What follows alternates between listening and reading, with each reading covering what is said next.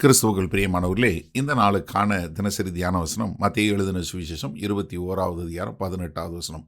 மத்தேயு 21:18. Matthew 21:18. காலையிலே அவர் நகரத்துக்கு திரும்பி வருகையில் அவருக்கு பசி உண்டாயிற்று. அதாவது கர்த்தராகிய இயேசு கிறிஸ்துவனுடைய கடைசி வாரம். கர்த்தராகிய இயேசு கிறிஸ்து முந்தின நாள் இரவு பெத்தானியா போனார். யார்? மரியாள், மார்த்தாள் லாசரோட வீட்டுக்கு போய் அங்கே தங்கிட்டு அடுத்த நாள் காலையில் என்ன ராத்திரி அங்கே இது பண்ணிவிட்டு ஒரு 2 மைல் தூரம் நடந்து வரணும் பெத்தானியாவுக்கும் எருசலேமுக்கும். இது அவருடைய கடைசி வாரம். இங்கே வரும்போது அவர் எங்கே தேவாலயத்தை நோக்கி வந்து கொண்டிருக்கிறார். ஏன்னா நகரத்துக்காக திரும்பி வருகையில். ஏன்னா இங்கே இயேசு கிறிஸ்து சும்மா அங்கே இங்கேயும் போகல. ஏன்னா இங்கே திரும்பி வருவது என்ன ஒரு நோக்கத்தோடு வராருன்னா, அங்கே இருக்கிற மக்களுக்கு போதிப்பதற்கும் அதே சமயத்தில் அவ்விசுவாசத்தை இருக்கக்கூடிய மக்களுக்கு எதிர்த்து பேசக்கூடியதும், அதே சமயத்தில் ஒரு உண்மையான கனி கொடுக்கக்கூடிய மக்கள் எப்படி இருக்க வேண்டும் என்பதை காட்டுவதற்காக. ஏன்னா ஒவ்வொரு நடக்கையும் கர்த்தராகிய இயேசு கிறிஸ்து சிலுவைக்கு போகிறாரு. அப்போ ஒவ்வொரு நடக்கையும் தெரிந்தெடுத்து அவர் செய்யக்கூடிய ஒரு காரியத்தை பார்க்குறோம். இப்போ நகரத்துக்கு வரையில் அவருக்கு பசி உண்டாயிற்று. நீங்கள் நல்லா பாருங்கள், கர்த்தராகிய இயேசு கிறிஸ்து இரட்சகர், தேவனுடைய குமாரன். ஆனால் அவர் மனிதனாக இருந்தார் என்று சொல்வதற்கு மிக தெளிவாக காட்டக்கூடிய ஒரு காரியத்தை பார்க்குறோம். அதிகாலையில் எந்திரிக்கிறாரு, சாப்பிடாம வர்றாரு. அப்போ அவருக்கு மாம்ச பிரகாரமாக உங்களை போல என்னை போல எல்லா மனிதர்களையும் போல பசி உண்டாகக்கூடிய ஒரு காரியம். இந்த பசி மனிதனுடைய பலவீனத்தை காட்டக்கூடியதாக இருக்கிறது. நீங்கள் யோசிச்சு பாருங்கள், குருடருடைய பார்வையை திறக்கிறாரு, தேவாலயத்தை சுத்தம் பண்ணுறாரு, எல்லாரும் சுற்றி நின்று தாவீதின் குமாரனுக்கு ஓசன்னா என்று சொல்லி ஆர்ப்பரிக்கக்கூடிய காரியத்தை ஏற்றுக்கொள்கிறாரு. அவருடைய தெய்வீக தன்மையை ஒரு பக்கத்தில் காட்டுறாரு. அதே சமயத்தில் ஒரு சாதாரண மனிதனாய் நம்மை போல அவர் பசி உள்ள ஒரு காரியத்தையும் பார்க்கிறோம். அப்போ என்னென்னா, கர்த்தராகிய இயேசு கிறிஸ்து முழுவதும் தேவன், அவர் முழுவதும் மனிதனாய் இருந்தார் என்று சொல்லக்கூடியதான்.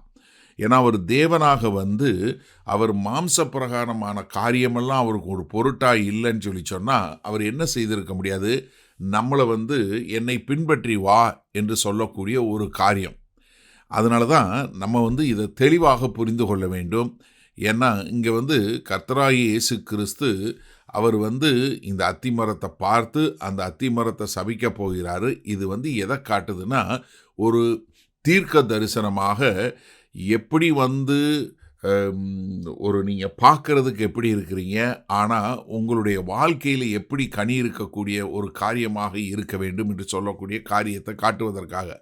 ஆனால் இந்த நாளில் நம்ம என்ன தெரிஞ்சு கொள்கிறோன்னா, அவர் முழுவதும் மனிதனாக இருந்தார், அதே சமயத்தில் அவர் முழுவதும் தேவன் என்று சொல்லக்கூடிய ஒரு காரியமாக. சரி, இந்த நாளில் இந்த வசனத்தை நம்ம எப்படி எடுத்துக்கொள்வது?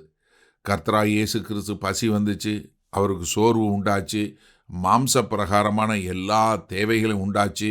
அப்போ என்னென்னா, அவருடைய வாழ்க்கையில் அவர் வாழும்போது அவருக்கு இருக்கக்கூடிய ஒரு மனிதனாக என்ன இருக்க வேணுமோ அந்த காரியத்தை இருக்கக்கூடிய ஒரு காரியமாக இருந்துச்சு. அதனால தான் இன்றைக்கி கர்த்தராகிய இயேசு கிறிஸ்து நம்முடைய பசியை குறித்து புரிஞ்சு கொள்ள முடியும், நம்முடைய பலவீனங்களை குறித்து அறிஞ்சு கொள்ள முடியும், நம்மளுடைய தேவைகளை குறித்து அறிஞ்சு கொள்ள முடியும். அப்போ என்னென்னா, நமக்கு இது என்ன கொடுக்குதுன்னா, நமக்கு ஒரு மிகப்பெரிய ஒரு சந்தோஷத்தை கொடுக்குது. நாம் நம்முடைய எல்லா தேவைகளையும் நம்முடைய எல்லா காரியங்களையும் கர்த்தராகிய இயேசு கிறிஸ்துவிட்ட கொண்டு போக முடியும். ஏன்னா நம்ம இதை நம்ம தெளிவாக தெரிஞ்சு கொள்ளணும். ஏன்னா இப்போ கர்த்தராகிய இயேசு கிறிஸ்து ஒரு பசி வரும்போதும் அதை என்ன பண்ணுறாரு, அதை கொண்டு ஒரு மக்களுக்கு ஒரு ஆழமான சத்தியத்தை எடுத்து காட்டக்கூடியதாக. அப்போ என்னென்னா, நம்முடைய வாழ்க்கையில் நடக்கக்கூடிய ஒரு சில சாதாரண நேரங்கள் என்று சொல்லக்கூடிய ஒரு காரியமும் என்ன பண்ணுது, அது கர்த்தர் நம்ம கூட அதன் மூலமாகவும் பேச முடியும். எப்படி? நம்ம தேவாலயத்தில் உட்காந்து நம்ம எல்லாம் ஆராதித்து அதுக்கப்புறம் வேதவசனத்தை எடுத்து பாஸ்டர் சொல்லணும், அப்போ தான் கர்த்தர் பேசுவார்ல.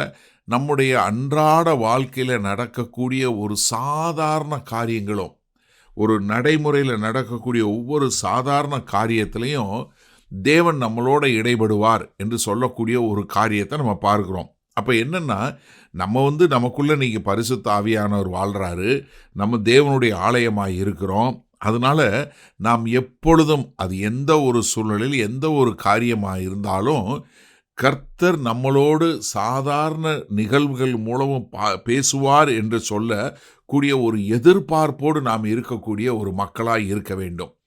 அப்படி இருக்கும்போது நம்ம கர்த்தருடைய நோக்கத்தையும் திட்டத்தையும் நம்ம மறக்கவே மாட்டோம்.